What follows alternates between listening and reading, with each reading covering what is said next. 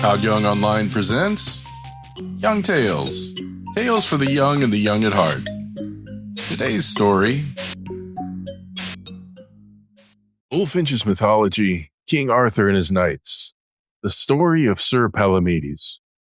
In the bright days when Sir Tristram and the fair Isolde dwelt in peace at La Joyeuse Garde, there came a morning that would change two knights forever.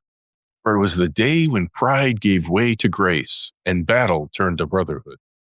Sir Tristram rode forth unarmored that day, only his sword and spear at his side, his shield left behind. As he crossed a meadow, he saw two knights locked in fierce combat. One had the advantage, and soon the other fell upon the ground defeated. The victor turned, his armor shining in the sun, and Tristram knew him at once. It was Sir Palamedes, the Saracen knight. "Sir Tristram," Palamedes called out, "at last we are met. Long have I sought this hour to redress my wrongs." "There never lived a Christian man who might boast that I fled from him," Tristram said, "and thou, a Saracen, shall not be the first." They charged. Tristram's spear broke upon Palamedes' shield. Then the knight of Lyonesse drew his sword and struck 6 heavy blows that rang across the field. But Palamedes, seeing that Tristram wore no armor, held back his hand. "If I strike him down, I am shamed in every court of honor," Palamedes said to himself. "This fight is unworthy of me." "Coward knight," Tristram said angrily, "why dost thou hold thy hand? Thinkest thou I cannot bear thy malice?" "Nay, Tristram, I will not fight a man who stands unarmed. But answer me one thing. By your knighthood, if our places were reversed, I unarmed and you in harness, what would you do?" "I would spare thee," Tristram said after a pause, "for to strike the helpless were dishonor indeed." "Then so do I," Palamedes said. "Ride on in peace." "Peace I may choose, or battle," Tristram said, smiling. "Yet marvel I, Sir Palamedes, that thou art so noble a knight and still unchristened.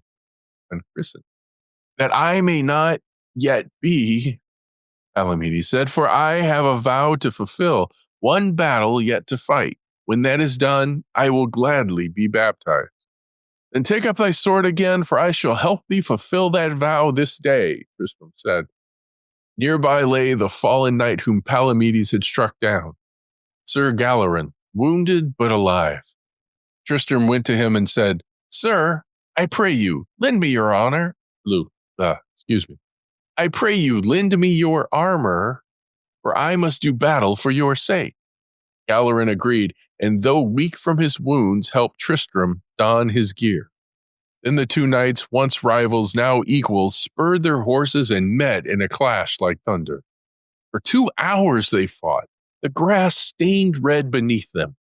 Tristram's blows fell heavy as iron rain, forcing Palamedes to one knee. Yet Palamedes broke away Tristram's shield and wounded him in the side. At last, in fury, Tristram struck with such force that Palamedes' sword flew from his hand. If the Saracen had stooped to retrieve it, Tristram would have slain him. Palamedes stood motionless, gazing at his fallen blade. "Now I have the advantage," Tristram said grimly, "as thou hadst me this morning. Yet it shall never be said that Tristram slew a weaponless foe. Take up thy sword and let our quarrel end in honor." Palamedes, lowering his head, "Nay, my lord Tristram, I fight no more. My offense was not born of hatred but of love. The love I bore to the fair Isolde. For that folly I have paid dearly, and for her name I have both wounded and been. Therefore I ask thy pardon. Let us make peace, and if thou wilt, bring me to the nearest church. There I shall confess and be baptized, for my vow is ended." "Then mount thy horse, brother knight," Tristram said gently, and as thou hast said, so shall it be done." They rode together to the church of Carlisle, Sir Galeran beside them.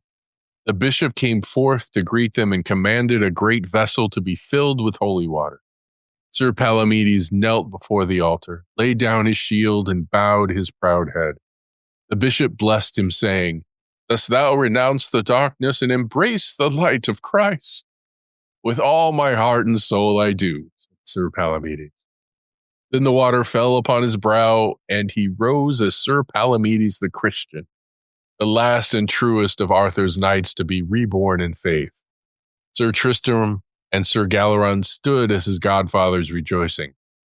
When their vows were fulfilled, they rode on toward Camelot, where King Arthur and Queen Guinevere held high court at Pentecost.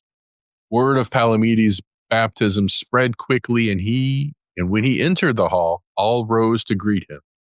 Welcome, noble knight, now brother in spirit as in arms.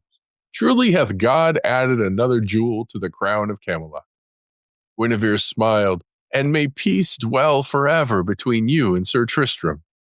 For love and enmity alike are washed away in this water. There was a great rejoicing that day, and for the court of Arthur had gained not only a knight, but a soul redeemed. But soon after these glad tidings, a new message came to Arthur's hall. Sir Gawain returned from the forest of Rosaland, pale and shaken, saying, My lord, I have seen the spirit of Merlin. Bound in the crystal cave, he spoke to me and bade me tell thee, the time has come for the quest of the Holy Grail. The pure shall seek it, and the impure shall fail and fall. Delay not, O king, for heaven's sign draws near. Arthur bowed his head in awe, and when the hall fell silent, Tristram rose. I will go upon this quest, for though I have sinned and sorrowed, I would seek forgiveness and peace. If heaven wills it, I shall behold the Grail. Thus began the holiest adventure of all, the journey that would test the heart of every knight and bring the glory of Camelot to its final dawn. So ended the tale of Sir Palamedes, who laid down pride for faith and gained a soul's redemption where many had sought only fame. From this day forth, the Round Table would turn from war to wonder, for the light of the Grail was already shining in their midst. And here's where we end for today. Young Tales is produced and narrated by Todd Young from Todd Young Online. If you enjoyed this, please like and subscribe and join us next time for another story. Thank you for your support.